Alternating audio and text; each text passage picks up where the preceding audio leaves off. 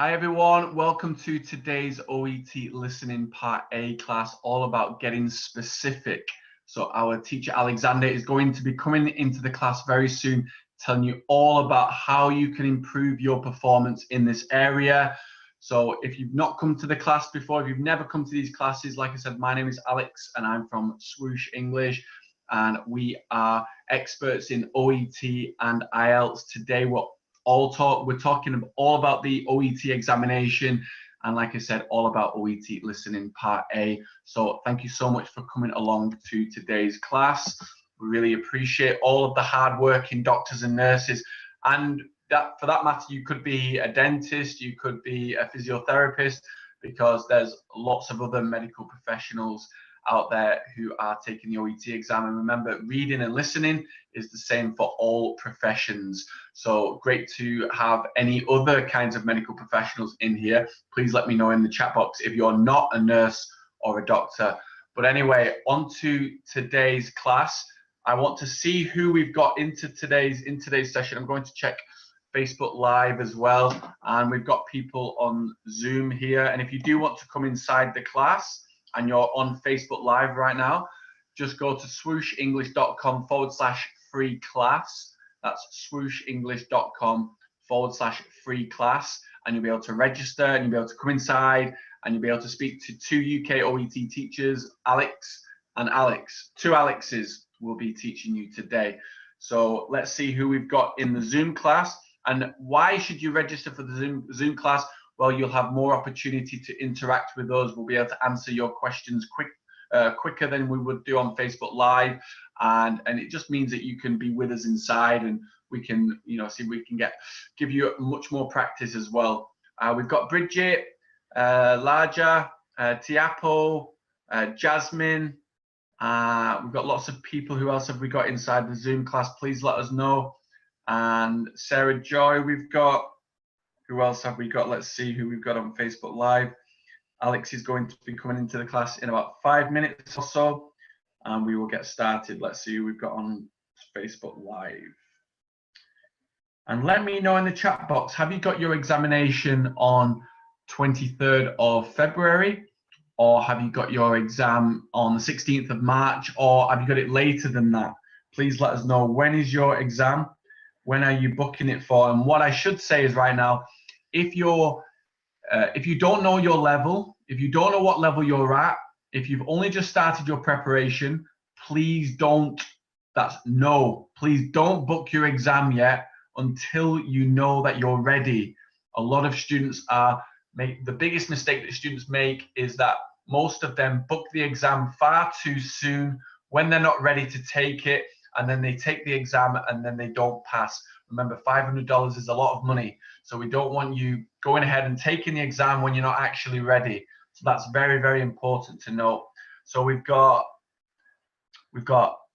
Nas, lots of people. Larja 23rd, Jasmine 23rd. I hope you two are ready. I hope you know your level, because that is very, very soon. And I don't want you to take the exam if you're not 100% ready. 16th of March, Islam April, Simi Bobby April, Crispin 23rd, February, 16th of March, Fernanda, Crispin February, Tiapo February. Okay. Thank you very much. And let's see what we've got on Facebook Live. Okay, we've got Syed, 16th of March. We have got, who else? We've got Leah watching, one of our VIP students. Good to see you, Leah. Juliet, 23rd of February. We've got Shaylee, April. Okay, Kumar, I'm not ready yet on Facebook Live. Well, I'm glad you're honest about where you are right now, because like I said, so many students are booking the exam far too fast because they're desperate to come to the UK or Australia to start their jobs. But sometimes you need to be patient, but still work hard as well in the meantime. And also, my other advice is you need to find a teacher to tell you when you're ready to take the exam. You are not the best person to decide that you're ready to take the exam. It's much better a professional to tell you when you're ready to take the exam. The same way that doctors and nurses advise people, like all of you who are watching right now, You advise people when they should have an operation. It's the same thing. It's the same thing. Me as a patient, I am not the best person to decide when I should have an operation. The same way that you are not the best person to decide when you're ready to take this exam, because you're not an English teaching professional. Am I right? Say, yes, you are right. If you think I'm wrong, then just say, yes, you are wrong, and then tell me why, okay?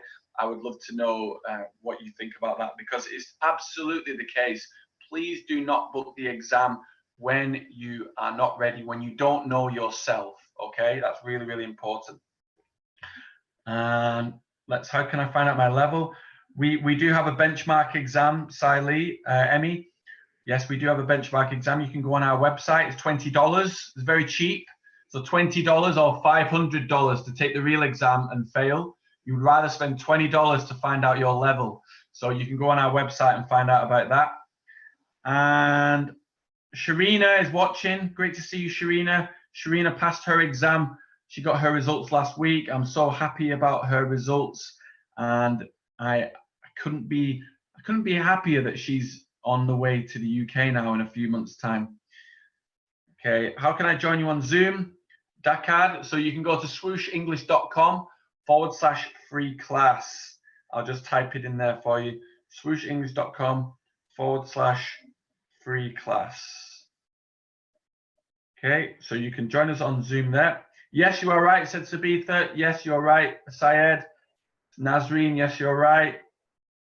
Okay, and this is not just my opinion. This is us helping thousands of students with IELTS and OET over the years. We know what works. We know who is successful and who's not. We've been able to compare the students who pass and the students who fail time and time and time again, because we've got a lot of students who pass first time. The majority of our students, they pass first time. So we know what works. We tell our students when they're ready. They come to us and say, I'm getting these scores, these scores, these scores, these scores in reading, writing, listening, speaking. Am I ready, Alex? Am I ready, Alexander? Fiona, Stephen, Russell, Damien, all of our teachers, we tell them when they're ready to take the exam. Okay. You're very right, said Islam. Completely agree with you, Hafida. Right. Okay, great. Okay, so I am going to bring Alexander into the class. He's our UK native OET teacher. Let me know if you've been taught by Alexander before in these classes. I hope you've had a lot of benefit from his teaching. We always get a lot of students, usually over 100 students every single week coming into our Facebook Lives. Make sure you share today's Facebook Live video to your page, and you will get our free mini mock exam for OET. So this is a reading and listening mock exam. So you get 2 exams in this. It's completely free, and you'll get access to this when you share today's video. So share the video to your page, step 1. Step 2, right underneath the video, I have shared the OET live class video. So I have shared the OET live class video, and we'll give you access to your free mini OET mock exam for reading and for listening. So I'm going to get on with today's class, and I'm going to bring Alex in. Let's see. Okay, Alexander is coming into the class. So let me know if you've been to the classes before. Were they helpful? Would you recommend them to other students? What did you learn last week? If you came to the class last week, what did you learn? Please let us know. I would love to know if you can still remember from 7 days ago. A lot of people forget what they did 7 days ago. Okay, Kumar said, my wife got 3 Bs, but she got a C+ in writing. How did she prepare, Kumar? If she only got a C+ in writing, I would guess that she probably did self-study and didn't have someone correcting and giving feedback on her writing. So that's what I would recommend. Most students out there are doing self-study. So it's difficult to know, like I said, when you're ready to take the exam, and also what problems you're having with your speaking and with your writing. You don't have a teacher, you don't know. The wall does not reply, as I said before, many times in the classes. So you need someone to give you the feedback. Lots of people sharing the video, fantastic, okay. Juliet said, yes, you are right that we shouldn't book the exam too soon, but I've already booked it. What do I do, Alex? Well, Juliet, you can defer your examination on the OET website. Just go in, put in OET exam and then refund as the keywords on Google.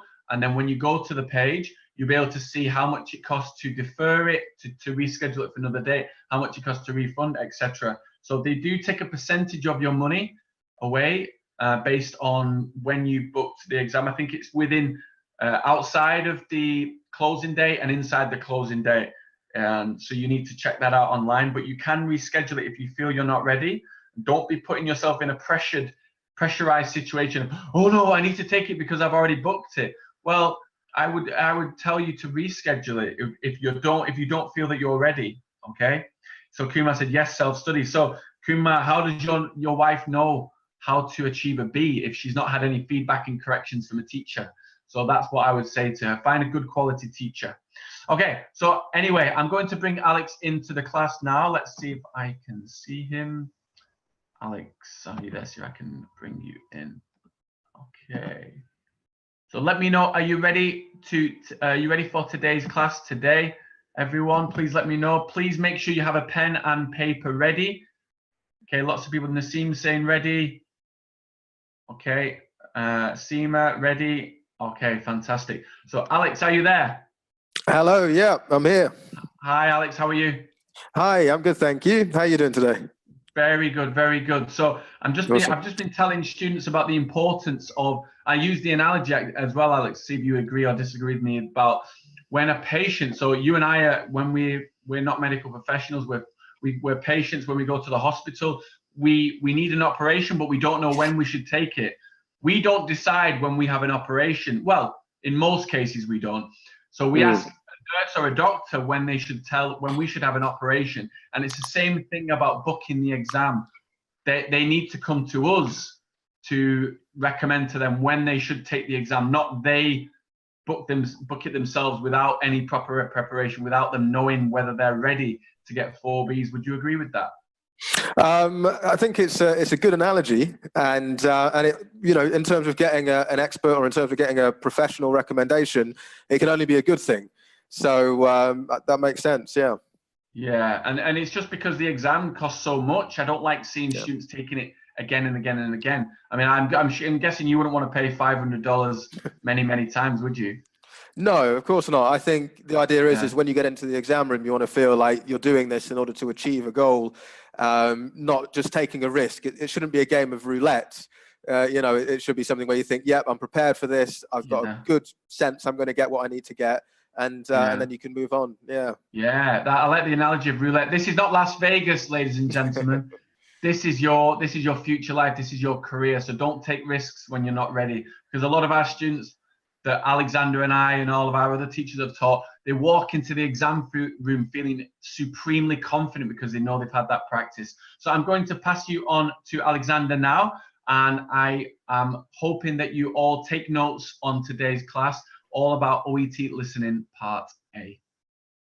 Okay.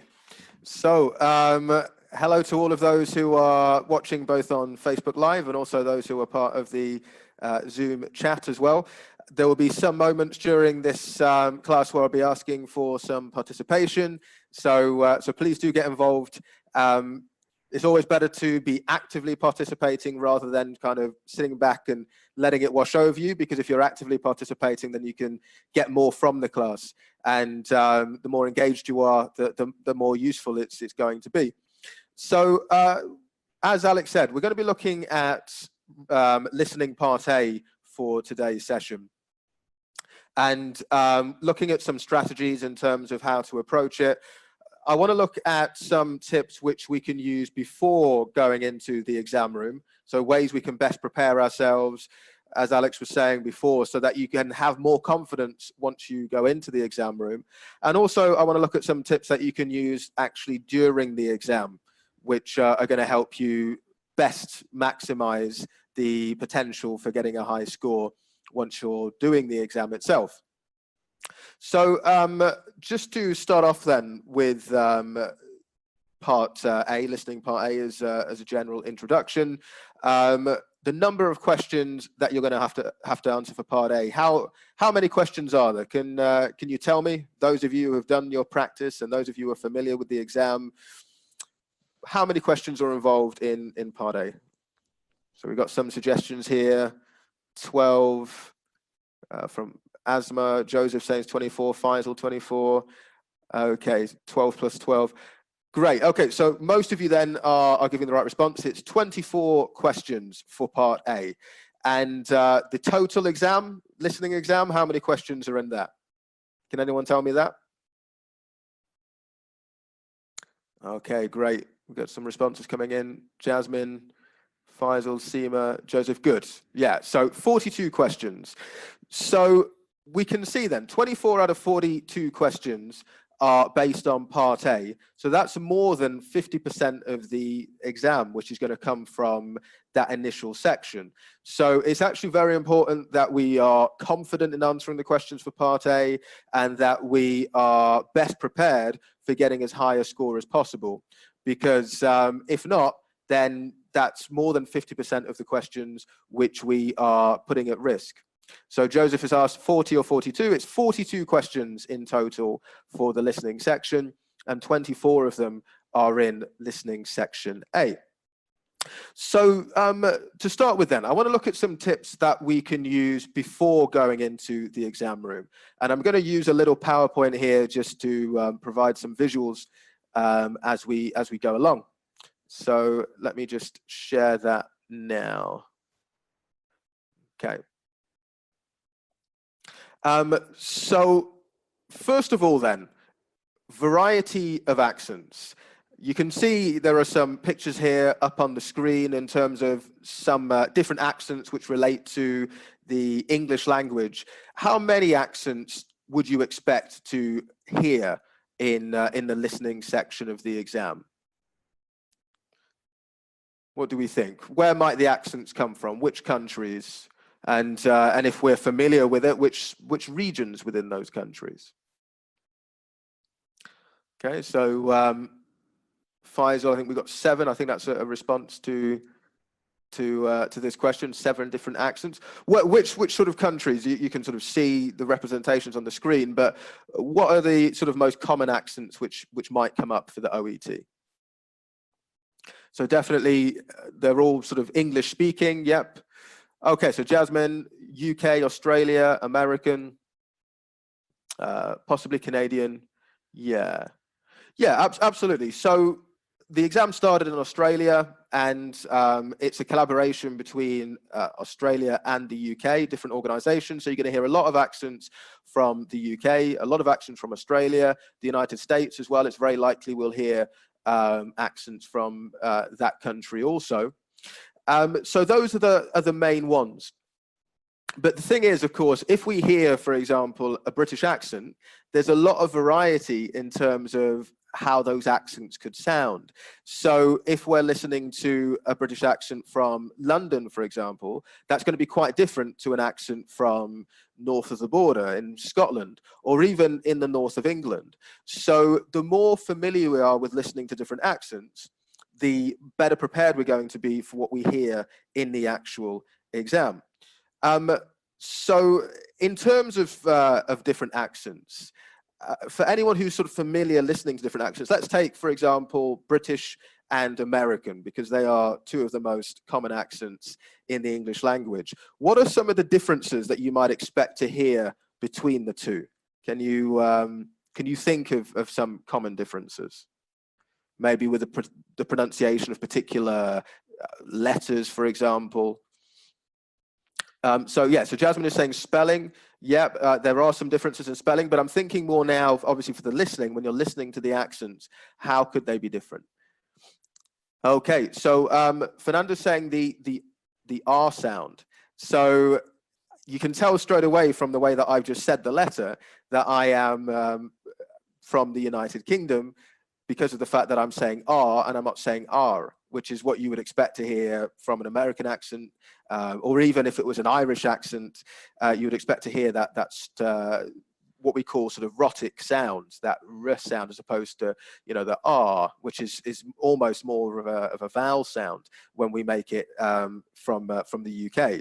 So when you're listening to particular words or phrases, let's say, for example, that we're recommending that a patient has, I'm going to write the word or the phrase here, the patient has this in their house, let's say, because of the fact that they're suffering from rheumatoid arthritis, and you know, maybe they should have sort of more heating.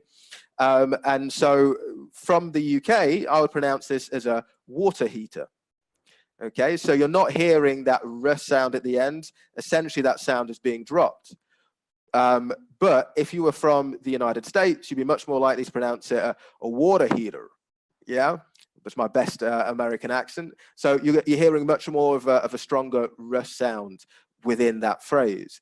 So you know, these differences, they might seem quite small, but they can be quite sort of confusing for people who aren't used to them. So sorry, so this was the phrase that I was using before, and yeah, the British pronunciation, water heater, and the more sort of typical American pronunciation, water heater. Yeah, so if you're not used to it, it can be quite confusing, particularly those who aren't used to hearing a British accent. They can be confused by dropping those sorts of sounds and changing those sorts of sounds.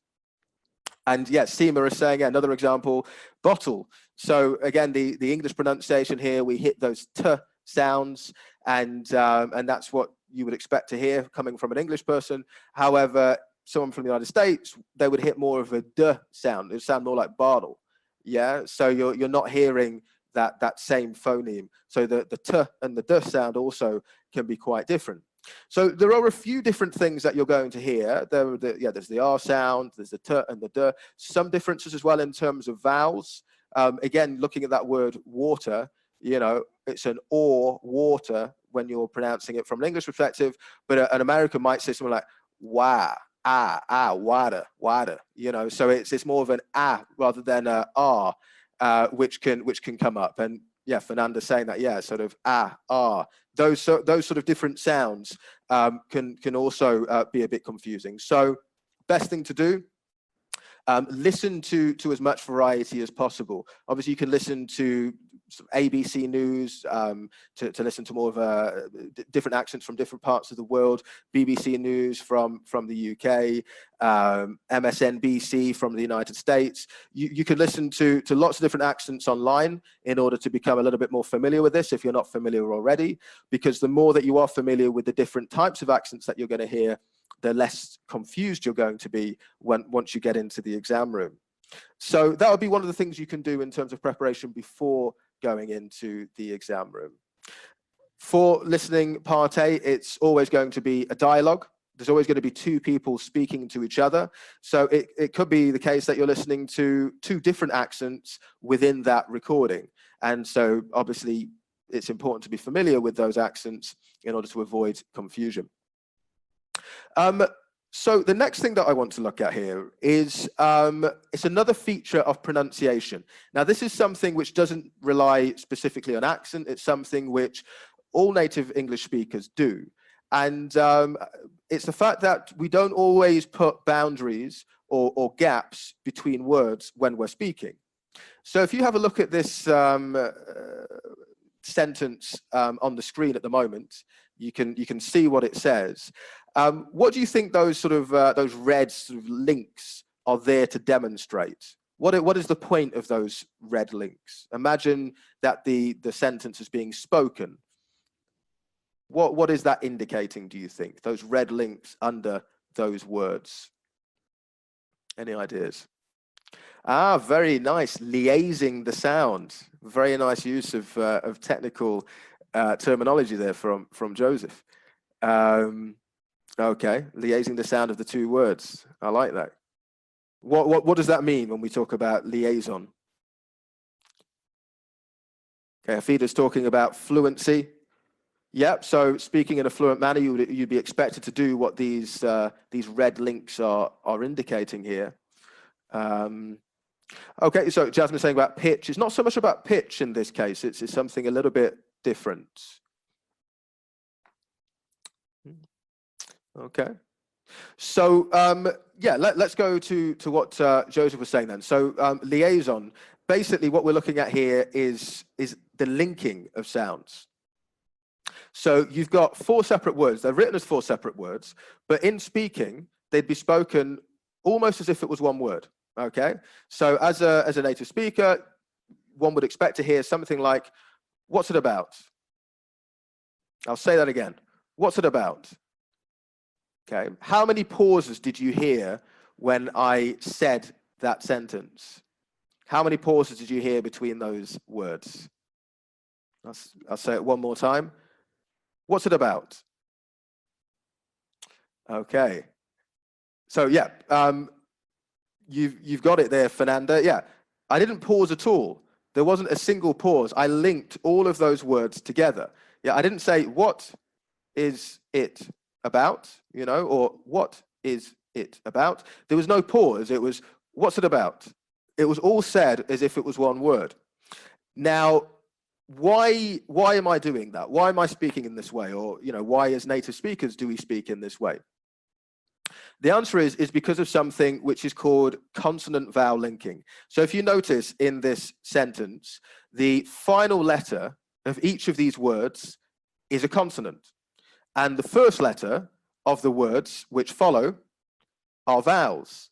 So we tend to link words which end in a consonant to words which begin with a vowel. So what has a T, which is a consonant, as its final letter. Is has a vowel, which is its first letter. Is has an S, which is its final letter. It has a vowel, which is its first letter, etc. So we're linking these words together. And that's something we do as native speakers. We tend to link words which end in a consonant to words which follow as a vowel. Consonant vowel linking, which is a form of, as Joseph was saying, a form of liaison when two words are linked together. So why is this important? Well, just imagine if you're listening to someone saying a phrase where they could be saying 2, 3, or possibly 4 words, and it sounds like they're only saying one word. If we're not familiar with these forms of linking, if we're not familiar with these forms of speaking, we're going to be very confused once it comes to going into the exam.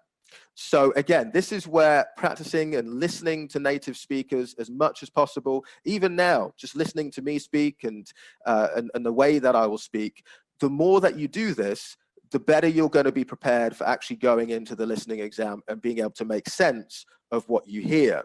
It's very different to looking at written English. I've had students who are very good at reading English, but really struggle when it comes to listening because they're not prepared for the differences in terms of how we would say something compared to how we might write something. And this is a key example of how it can be different. Written as 4 words, but pronounced almost as if it were one word. Another example of how when we speak it can be quite different to how we write in terms of pronunciation might be in a phrase like this. So I'm just going to write the phrase here on the chat. So here we have technically 3 words. There are 3 words in British English anyway on the screen. You can see that, you know, okay, we've got the contraction with can and not. But if we were saying this in terms of actually pronouncing it, as a British speaker, I would say something like this. I would say, can't tell. I can't tell you the results right now. Can't tell. So in that phrase, what do you notice? Something has disappeared. Something is missing when I say that phrase. What is it? Can't tell. I can't tell you the results, I'm afraid. What is missing? Yeah, okay, so not has been contracted.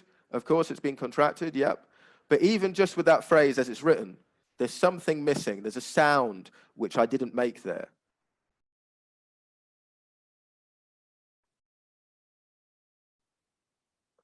Okay, I think most people can see in the...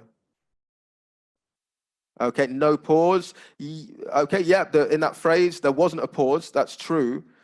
And something also was missing because I said, can't tell.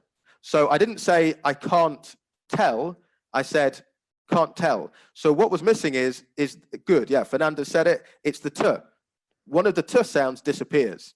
That's another thing which happens a lot with native speech, is that we will lose certain sounds as we're speaking. So if you've got 2 t sounds which are next to each other, one of them disappears. Now let's go back to accents. Let's imagine that an American person says it, and an American person wouldn't say can't, the pronunciation of the vowel would be different.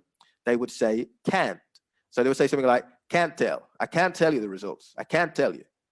Now, suddenly what we've got, it sounds like perhaps the person, do we know if it's positive or negative? Are they saying I can tell, or are they saying that I can't tell? It becomes very difficult to distinguish in those sorts of situations.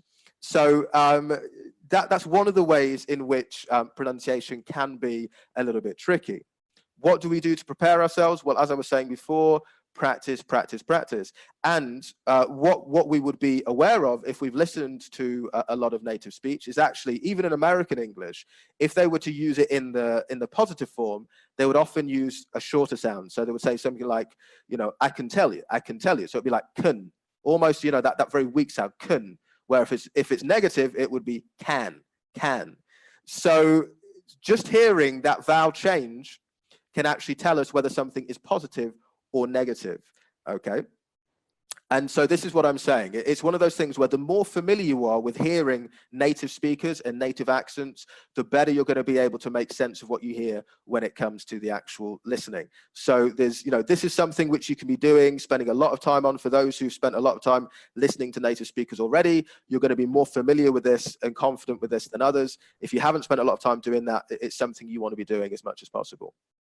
That's really good, Alexander, because a lot of students, they find certain accents more difficult than others. So your examples of, for example, water heater, the way they say it in England and in America, it's sometimes so difficult for students because they're just not getting enough practice by listening on a daily basis, every single day, to different kinds of accents. You could experience Australian accents, New Zealand, South African, you know, UK, Irish, Canadian, American, all of these accents. You have to be prepared for all of these.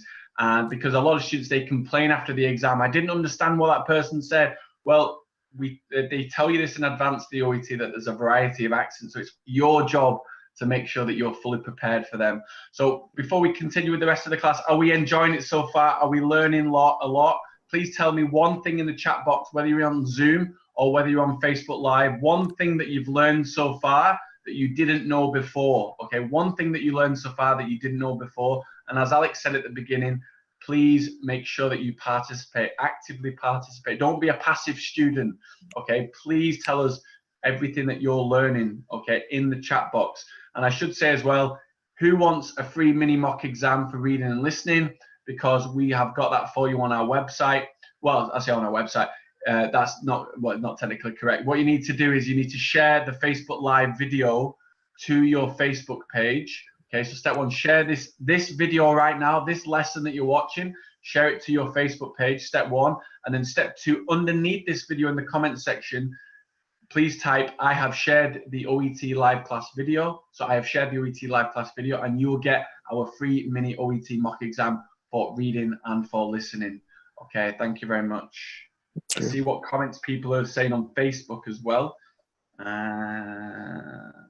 and I don't know if you've got anything coming through, Alex. Yeah, I've got. Yeah, I think Tiapa is saying it's acknowledging that different accent is important, which it certainly is. And I think Seema saying she's learned about how sort of liaising the sounds or linking the sounds is something which happens. So I think that might have been something new for Seema. Yeah, Jasmine saying the same about linking words as well. Yeah, so good. We've got Vanessa who's saying, can I make mistakes in spelling of words in the listening exam? Good question. Yeah, it is. Yeah, I mean, there is a bit of flexibility in terms of spelling for OET listening, as long as what you've written can be recognised as being the answer it was intended to be. If there are small spelling mistakes, then that is something which is not necessarily going to cost you the mark. Of course, you want to try and spell as accurately as possible, but it's not something which is necessarily going to cost you the mark. Yeah, as long as the examiners can understand the meaning of what you're trying to say. For example, if you wrote, as we talked yesterday, Alex, rheumatoid arthritis.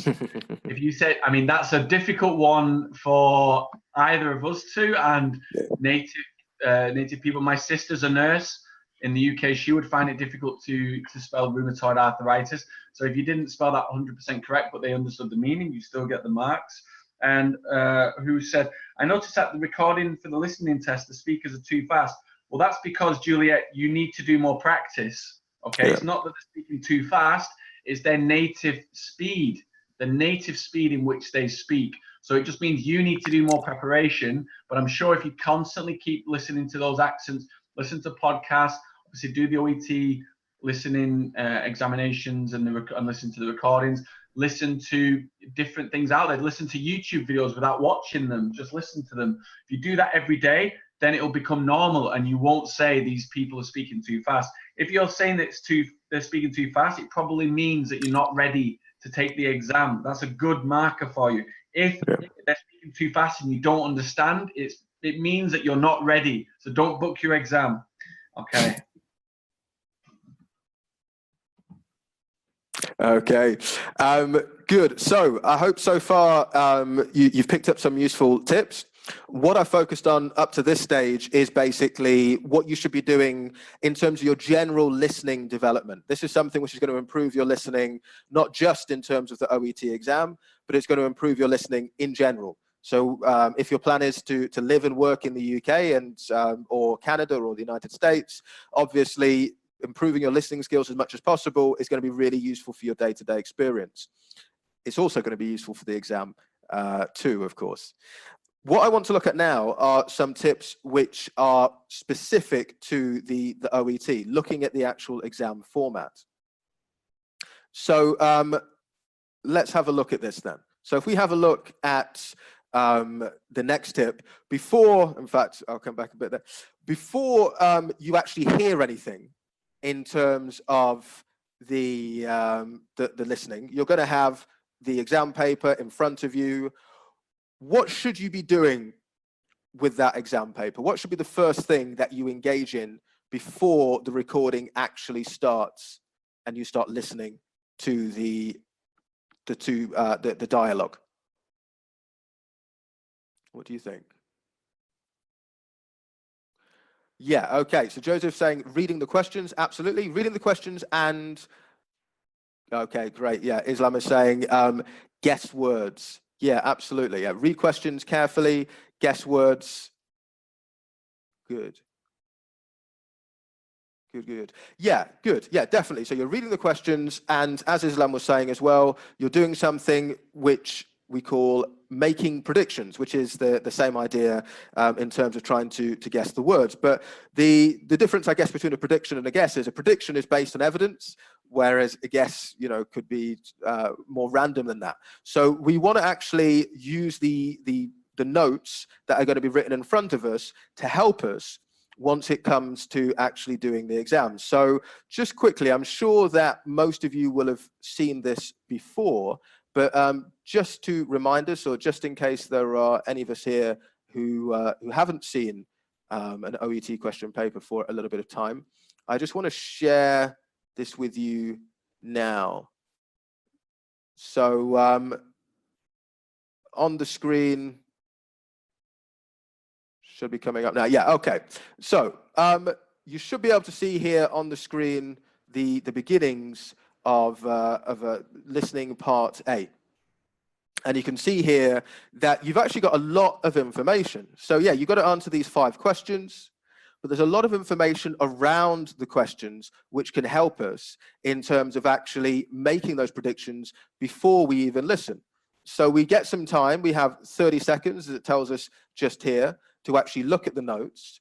So as well as looking at the notes, we want to be thinking to ourselves, okay, what kinds of words could go in between these statements here, between these notes? So looking at number 1, has had, over a long period. Okay, what kinds of words can go in here? So the first thing we can think about when making predictions is grammatical class. Okay, great. So we've got Hafida, Crispin talking about nouns. Yeah, it's going to be some kind of noun or some kind of noun phrase, isn't it? Can we be even more specific than that? It's a noun or a noun phrase, but relating to what? Okay, fantastic. Yeah, okay, so good few of you here talking about disease. It's going to be some kind of disease or symptoms. Absolutely. So this is what we can prepare ourselves for here. So when we're listening, we're not just listening randomly. We're not just sort of sitting back thinking, okay, they could say anything here. I have to be prepared for any word in the English language which could be used. No, it's going to be a little bit more specific than that. We're listening for a particular type of word or phrase, in this case, a noun. And even more specifically than that, we're listening for a disease or symptoms that, which would make sense of those case notes. Okay, if we have a look at number 2 as well. What about number 2? Same idea, reports are frequent, and then we have the gap, and then sensation in the last year. What could this be? Are we still looking at a noun? Okay, so we've got Fernanda Floridel saying, yeah, adjective in this case. So yeah, absolutely, because we have the noun here, sensation, so we need some kind of adjective in order to describe, to qualify this noun. And what kind of adjective might you expect it to be? Relating to what? Is it something positive, something negative? What would you expect it to relate to? What kinds of sensations can you have? Okay, so something negative. Yeah, Hafida, Simi Bobby, Sarah. Yeah, we would expect that. And we could even be more specific in terms of the type of adjective we might be talking about. So talking about a sensation, tingling sensation, good. Numb sensation, perfect. So sometimes we can be really specific. Now, of course, we have to listen to the recording in order to get the answer to the question. But if we've already got some pretty strong predictions in our minds, it's going to help us focus on the information that we need in the actual listening. Okay, so making predictions is an important aspect of what we should be doing as well. So let's go back. Where did we get to? So great. So we've got the predictions now, but looking at the notes, it's not just about making predictions. Imagine now the recording has started. So we've begun to start listening to the recording, where we're starting to fill in those notes. How else can the notes help us? Let's just for a second, actually, I want to go back to where we were before. So yeah, we're listening. We've got, has had, a particular disease over a long period, reports a frequent tingling sensation, let's imagine. So we're listening. How else can the notes help us? I'm just scrolling down at the moment. What do you notice here on the sheet in terms of not just the information around the gaps, but other information as well? I'm looking sort of particularly at this sort of information here. How can this information help us as we are listening? Okay, great. So yeah, looking at the titles, looking at headings, subtitles. Absolutely, yeah. So the subtitles are basically our guide. They're going to guide us through the listening. So let's imagine that we've missed one of the answers. So we're looking at number 4, word used to describe symptoms. What are we looking for here? It's going to be some kind of adjective, but let's imagine that we missed it. Oh, damn, we missed that word. So we have to move on. As we're listening to the interaction, most of the speaking is going to come from the patient, because the patient is obviously talking about their symptoms, reporting what they've experienced, talking about their background. But when the doctor speaks, the doctor is going to help us to orientate our way through the notes. So the doctor's first question is going to be about the background. And then the doctor's going to start asking questions about the effects and the condition on their everyday life. And then the doctor's going to start asking questions about the diet. So if we miss some of the questions, and it is possible that we might miss 1 or 2 of the questions as we're listening, to stop us from losing track completely, because that can be one of the most difficult challenges for listening part A, is that we miss one of the questions, then suddenly it's like, oh, where am I now? Are we on question 6? Are we on question 7? I don't know where we are. But if we actually sort of, we've missed one of them, but then we listen to what the doctor is saying, the doctor is going to help us orientate our way through the notes. So don't give up, keep focusing. And then when the doctor speaks again, and then the doctor will mention about conditions and the effect of the conditions and how this is impacting the patient, it's like, great, okay, the doctor's spoken. That's a cue for you to think, right, okay, now I can move on to question 6 and question 7, even if you miss the question before. So use your notes as a guide. As well as predicting the answers to the questions, you're also predicting how the conversation is going to develop. In fact, it's not even a prediction, it's telling you, on the actual question paper, it's telling you how the conversation will develop. So this is going to help you to stay connected to the conversation so that you don't get lost and so that you can keep following what is happening, even if you miss one or two of the answers. Okay, so use the notes as a guide to help you as you're listening. And the final thing that I want us to have a look at in terms of a tip before we do a little bit of practice is, I'm going to bring it up now. Yep, so use the notes as a guide. Is, yeah, some advice. Don't try to understand every word. So why do you think I'm using this as a tip? It might seem a bit strange, a bit counterintuitive at first. It's like, well, you know, surely I must understand every word because this is a listening test. If I don't understand every word, then I'm not going to score very highly when it comes to the listening. But there's a reason why you don't necessarily need to understand every word. And why might you think that is? Think about the skill that is being tested here. What is the listening skill that is being tested in listening part A? Any ideas?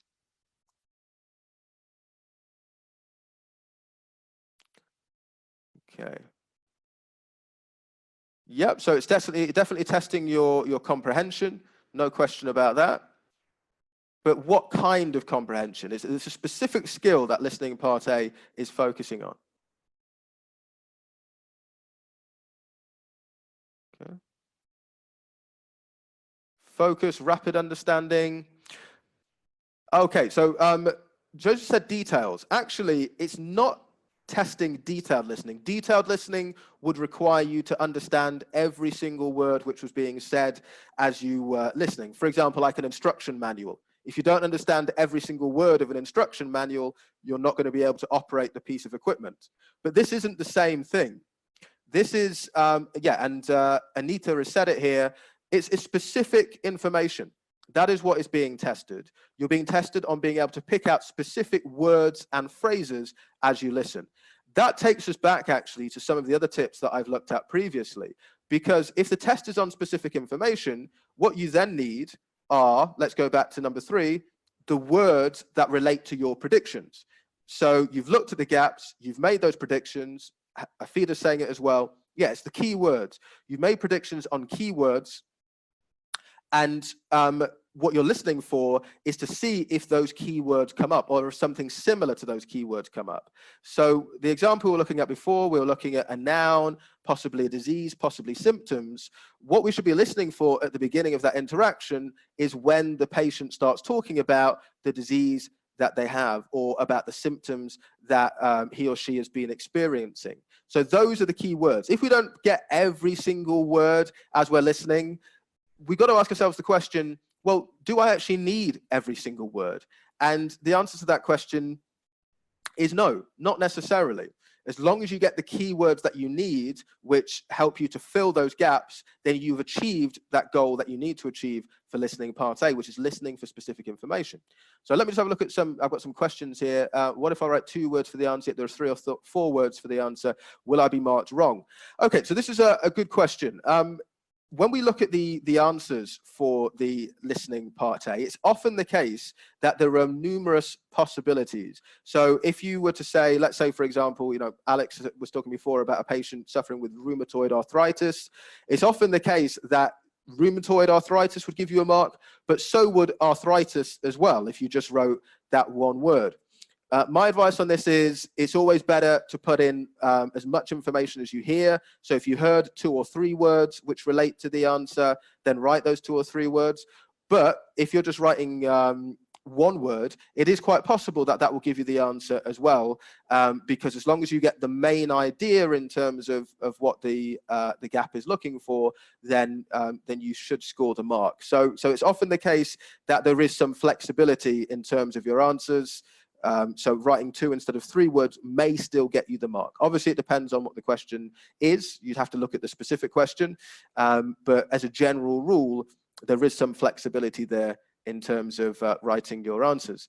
So Hafida's asking, what about if I missed the article? It's not often the case in my experience that when you're writing answers, it's vital that you're writing articles in there. But again, your answers should make grammatical sense. So if it does require an article of some kind, whether it be or the, you know, the indefinite or definite article, then write it in, because your answers should be grammatical as a general rule. So I'd want to include those in your answers if it is required. Okay, so and another question. Sorry, I'll scroll up here. What is this? Abbreviation acceptable for hypertension. The OET guidelines are that commonly recognized abbreviations, which would be used within the medical profession, are accepted. But generally speaking, you know, only commonly accepted abbreviations. If it's not a commonly accepted abbreviation, then it won't be accepted. So you've got to use your judgment on that. Similar to with the writing, really, in that respect. What about if you understand the word, but I put the meaning of it as a synonym? Yeah, you should be writing what you hear. So all of the answers to listening part A, you're going to hear in the audio. It shouldn't be necessary to write synonyms for any of the responses. And if you do write a synonym rather than writing what you hear, you are in danger of losing the mark there. So write what you hear. Don't convert it. Don't use paraphrasing, because it should not be required for listening part A that you have to paraphrase your answers. You should be writing what you actually hear in the recording. Yeah, so Sarah's asking about misspelling. As we were saying before, as Alex and I were saying, you aren't penalized on spelling as long as it can be recognized by the examiner. It's that you were writing something which the answer was intended to be, then you will get credit for that. Okay. Yeah, lots of questions here. So how many questions should I get to out of 42 to score a B? Okay, so I mean, it varies on this a little bit. Generally, the guidelines are that you want to be sort of aiming for sort of around 75% in order to feel confident that you're going to get a B. So you want to be aiming for sort of 30 plus in the listening in order to get that. So obviously, the better you do, the more likely it is that you're going to get the higher score. Because you've actually got 24 questions in listening part A, you don't need to be perfect in order to get a B. You know, if you're scoring sort of between 19 to 20, then you can still be pretty confident that you're scoring highly enough. And you might miss some. And as I was saying, if you do miss some of the questions, don't give up. Keep going. Use the doctor's notes as a guide to help you. So I want to do a little bit of practice then before we finish today relating to some of the points that I've made here. So I'm just going to play a little bit of audio from the OET so we can do some of this practice, and I just have a few questions that I want us to have a look at together. So let me share my questions with you just now. Bring those up.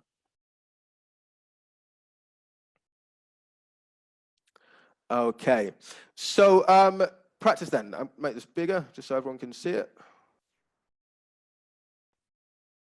Scroll down. Oh, giving the answers away there. Hopefully nobody saw that. Okay, so the first question then is about accents. I talked about accents before, how it's important to recognize accents. Let's see how good you are at recognizing different accents. What are the accents of the people who are speaking in this recording? Are they American accents? Are they British accents? Are they Canadian accents? So I'm going to play the clip, and I just want you to tell me the answer to that question. So I'm just going to start the audio now, and hopefully you'll all be able to hear it. So before, complete the notes with information you hear. Now look at the notes for extract 1. Can everybody hear that? I can hear it, Alex. Extract 1. Yeah, Questions 1 to 12. Okay, good. Okay, good. And I can see in the chat as well, a lot of people are saying yes, that it's clear. Fantastic. So as I say then, so listen to the two people speaking. All I want you to do to start with is just tell me, what accent do these people have? And if you hear any sort of words which gave you the clue as to their accents, then please share that in the chat as well. So I'll just play that now.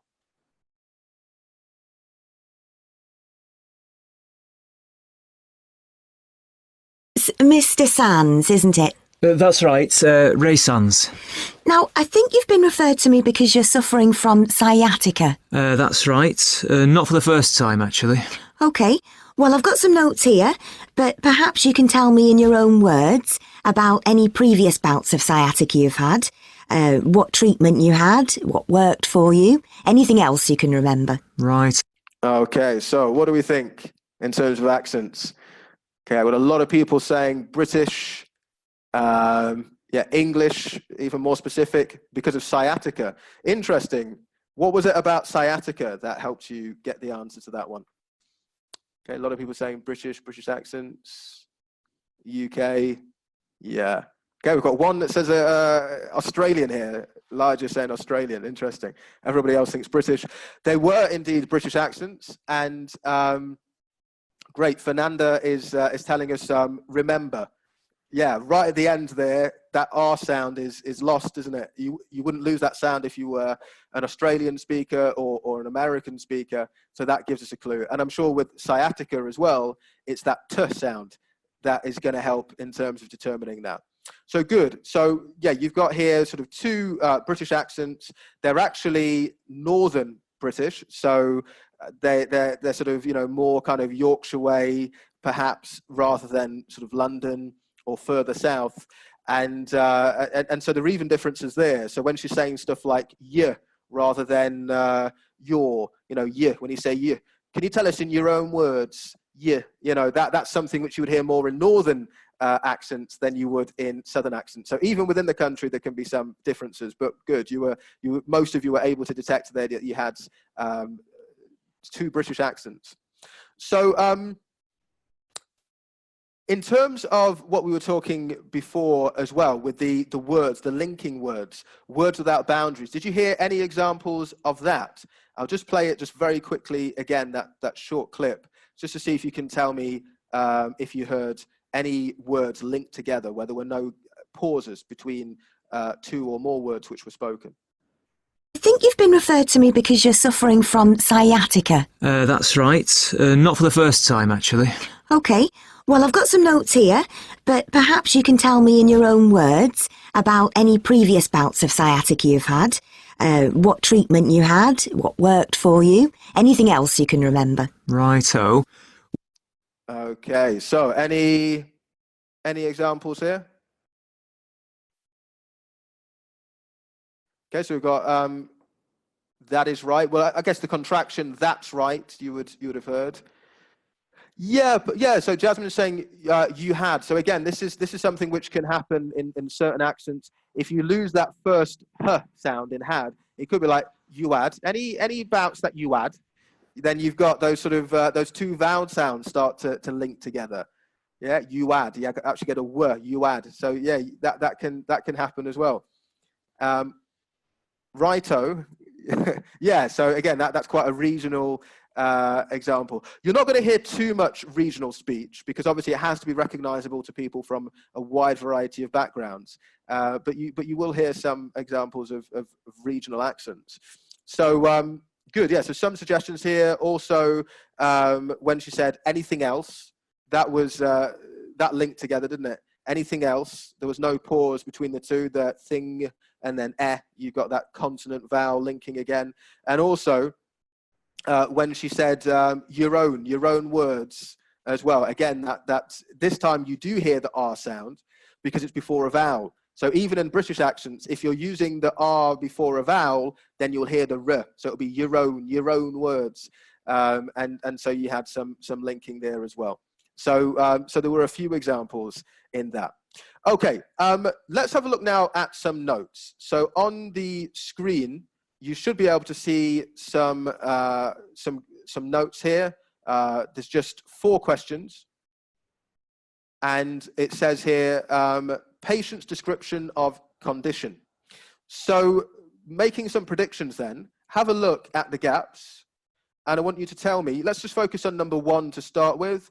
What kinds of words do you think could be said for number 1? So thinking about the grammar and beyond the grammar, can we be even more specific? So let's see. So pain began when patient injured what? Okay, so we've got some ideas here. Okay, so Anna is saying back. Very nice, very specific here, and it makes sense, doesn't it? Because where would you have sciatica? So using your own medical knowledge here in order to make logical predictions, that makes a lot of sense. So we've gone straight for back. But the process was, some of you are saying noun, so we can narrow it down to noun and then part of the body. Because if you injure something, you have to injure a part of the body, don't you? That can be the only logical thing. And then we've even gone so far as back. Or